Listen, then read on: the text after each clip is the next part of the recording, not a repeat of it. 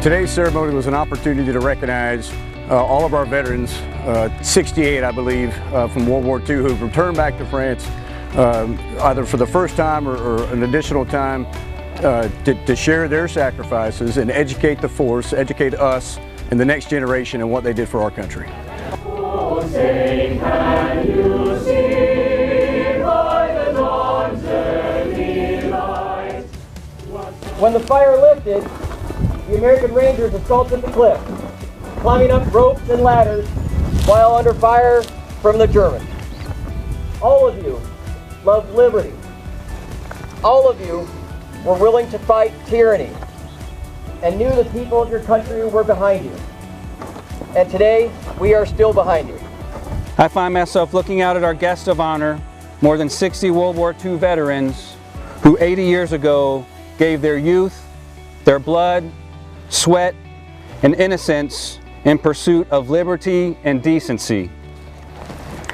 Among them are prisoners of war, infantrymen whose boots touched these beaches, paratroopers who leapt when the light turned green, pilots who flew perilous sorties, sailors who manned the landing craft, battle-tested men who still weep when they recount what they saw here, humanity at its most vulnerable, humanity at its most heroic.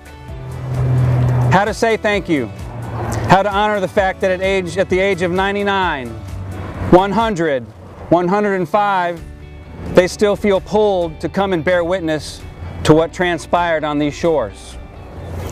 It is my great privilege to lead First Army, the historic formation that commanded under General Omar Bradley all ground and airborne troops on D-Day. So it's a very humbling experience to understand what they did at such a young age, over 80 years ago this year, and their sacrifices and what it took to take this piece of land specifically and then all the beaches of Normandy and that vast combat experience in which they engaged and they learned throughout that ordeal. Uniting us, showing an appreciation for what they have done for us in the past and for us to honor them in that event. It was an honorable experience.